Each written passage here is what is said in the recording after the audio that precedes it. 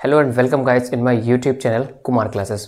Guys आज के इस वीडियो लेक्चर में हम डिस्कस करने वाले हैं जिस टॉपिक को, उस टॉपिक का नाम है द इंटरजेक्शन। दोस्तों इंटरजेक्शन को हमने अपने पार्ट्स ऑफ स्पीच वाले वीडियो लेक्चर में बेसिक से समझा था, बट आज हम इस वीडियो में समझने वाले हैं इंटरजेक्शन को डिटेल में कि इंटरजेक्शन होते क्या हैं, इनको हम कैसे यूज़ करते हैं व कैसे इनको समझते हैं। इंटरजेक्शन हमारे इंग्लिश ग्रामर का एक बहुत ही इंपॉर्टेंट पार्ट है जिसको समझना बहुत ज़्यादा ज़रूरी है। दोस्तों इंटरजेक्शन एक्चुअल में होते क्या हैं? बेसिकली इंटरजेक्शन जो होते हैं वो हमारे इमोशंस के लिए एक्सप्रेस करते हैं या हमारी जो सडन फीलिंग्स होती हैं उनको एक्सप्रेस करते हैं। तो इसलिए इंटरजेक्शन जितने भी होते हैं आप देखते हैं कि हम उनको अपनी डेली लाइफ में बहुत यूज़ करते हैं। जैसे अगर मैं एग्जांपल दूं तो हम लोग चैटिंग करते हैं फ़ोन से, तो आपने देखा ही होगा कि वहाँ हम जो हमारे जिस तरीके के इमोशंस होते हैं वैसे ही हम इमोजी यूज़ करते हैं। तो कहीं ना कहीं हम इंटरजेक्शन या इमोशंस का बहुत ज़्यादा यूज़ करते हैं।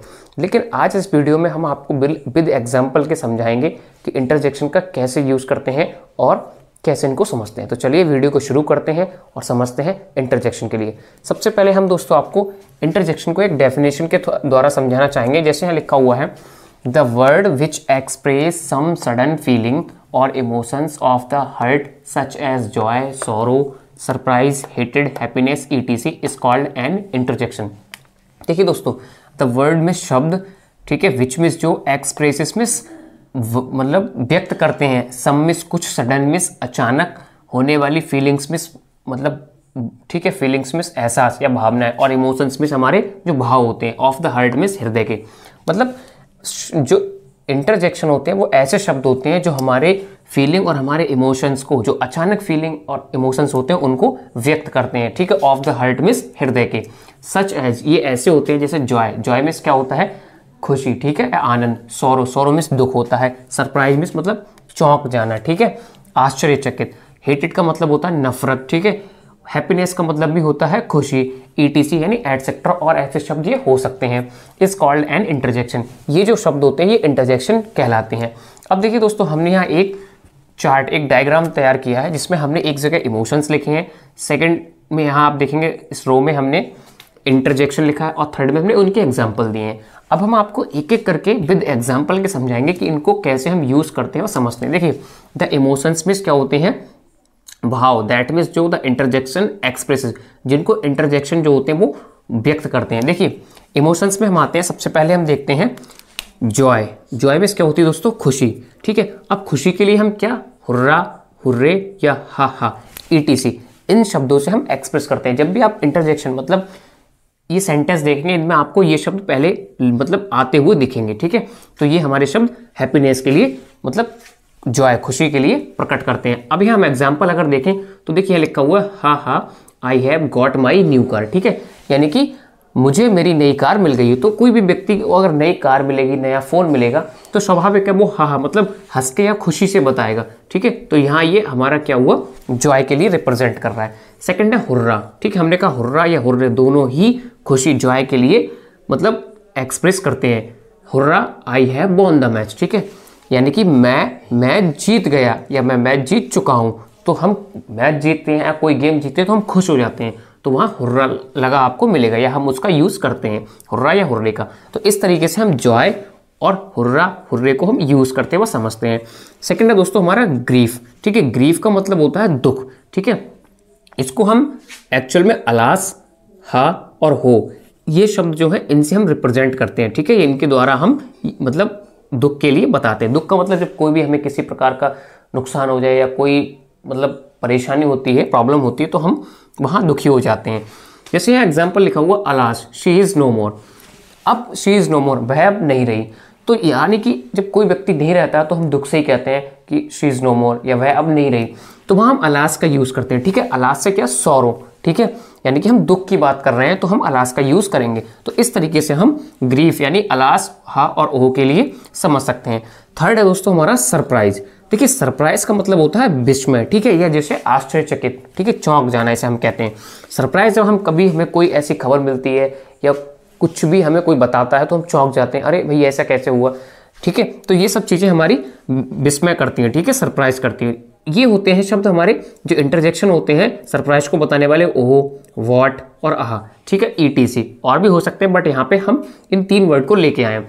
इनके अगर हम एग्जाम्पल देखें, जैसे कोई व्यक्ति अचानक हमारे पास आ जाए तो हम क्या कहते हैं, ओह यू आर हेयर, तुम यहाँ हो, यू आर हेयर, तुम यहाँ हो, अरे तुम यहाँ हो। तो यहाँ मतलब हो से हमें क्या हुआ, सरप्राइज हो गए।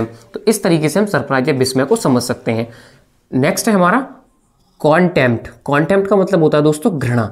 घृणा का मतलब जब हमें कोई चीज़ अच्छी नहीं लगती है, कहीं गंदगी होती है या कोई मतलब कपड़े अच्छे नहीं लगते, कुछ भी जो चीज़ हमें अच्छी नहीं लगती तो हमें वहाँ घृणा होती है, अरे ये क्या है, मतलब अच्छा नहीं है। तो इस तरीके से जब भी हम घृणा की बात करते हैं तो वहाँ हम पू या फाई का यूज़ करते हैं। अब देखिए यहाँ सेंटेंस लिखा हुआ, हम कहते हैं पू हाउ डर्टी, मतलब कितना गंदा है, ठीक है। तो ये जो पू लिखा हुआ है, ठीक है, ये फाई लिखा हुआ है, ये शब्द हमारे क्या होते हैं, ये इंटरजेक्शन के लिए बताते हैं। तो इस तरीके से हम कॉन्टेम्प्ट यानी घृणा के लिए समझ सकते हैं। नेक्स्ट है दोस्तों हमारा ड्राइंग अटेंशन, ठीक है। ड्राइंग अटेंशन का मतलब होता है ध्यान आकर्षित करना। जब भी हम किसी से कोई बात जोर डालकर कहते हैं, ठीक है, या हम कुछ उसका ध्यान खींचने की कोशिश करते हैं तो हम ऐसे इंटरजेक्शन का यूज़ करते हैं, जैसे लुक, लिसन या बी होल्ड, ठीक है। अगर हम यहाँ एग्जाम्पल देखें तो यहाँ आप देखेंगे look your purse is open, ठीक है। अगर किसी का पर्स ओपन है या निकल रहा है बाहर तो हम उससे कहेंगे look your purse is open, अरे देखो आपका पर्स खुला है, ठीक है। तो इस तरीके से हम उसको बुलाते हैं या फिर इंटरजेक्शन के द्वारा मतलब उसका यूज करते हैं। ऐसे अगर हम किसी को बुलाते हैं तो कहते हैं लिसन, ठीक है। तो वहां भी हम क्या करते हैं, उसका जो ध्यान है वो आकर्षित करने की कोशिश करते हैं। नेक्स्ट है दोस्तों कॉलिंग। कॉलिंग का मतलब होता है पुकारना, ठीक है। जब हम किसी को पुकारते हैं, इसके लिए क्या इंटरजेक्शन है, देखिए हेलो, हो, हे, ईटीसी, ठीक है। तो हेलो, हो या हे, हेलो और हे ये 2 ऐसे शब्द हैं जिनको तो हम लोग बहुत ज़्यादा यूज़ करते हैं अपनी डेली लाइफ में। तो ये कॉलिंग के लिए हम बुलाते हैं, ठीक है, किसी को पुकारते हैं। जैसे लिखा हुआ है hello where are you looking at, ठीक है, हेलो तुम किधर देख रहे हो, ठीक है। तो यहाँ लुकिंग एट मतलब देख रहे हो, किधर देख रहे हो, तुम कहाँ देख रहे हो, ठीक है। वेयर मींस कहाँ देख रहे हो। तो ये क्या हुआ, ये हम किसी का ध्यान, ठीक है, खींच रहे हैं, ठीक है, उसको आकर्षित कर रहे हैं। नेक्स्ट है हे, व्हाट्स द मैटर। हम किसी से कहते हैं हे व्हाट्स द मैटर, भाई क्या मैटर है, क्या मतलब समस्या है। तो इस तरीके से हम इनका हे का और हेलो का यूज करते हैं।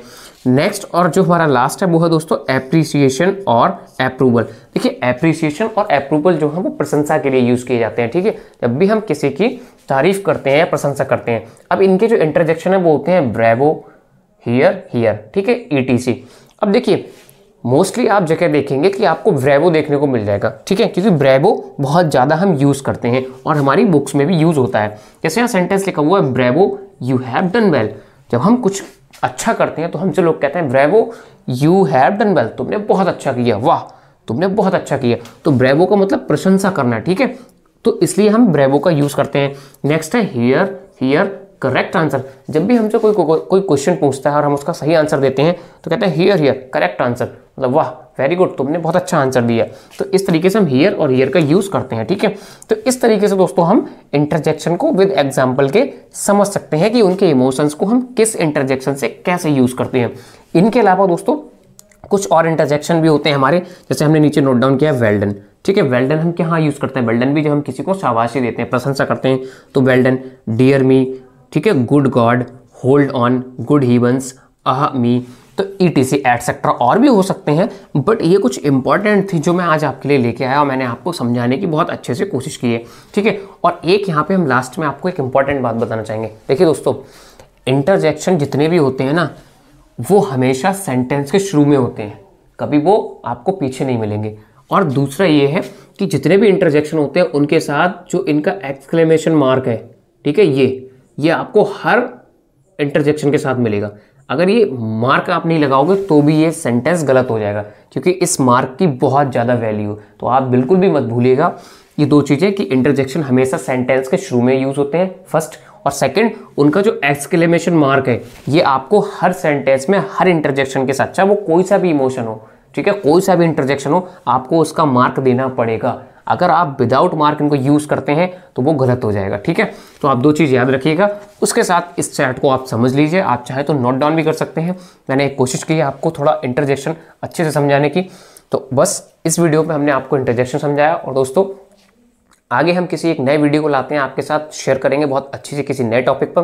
फिलहाल तब तक के लिए अगर ये वीडियो आपको अच्छी लगी हो तो इसे लाइक करें, कमेंट करें और अपने दोस्तों के साथ शेयर करें। हाँ, सब्सक्राइब करके बेल आइकन को भी प्रेस कर लें, जिससे आने वाली हर नई वीडियो का आपको नोटिफिकेशन मिल सके। चलिए मिलते हैं किसी एक नए वीडियो में एक नए टॉपिक के साथ, तब तक के लिए गुड बाय।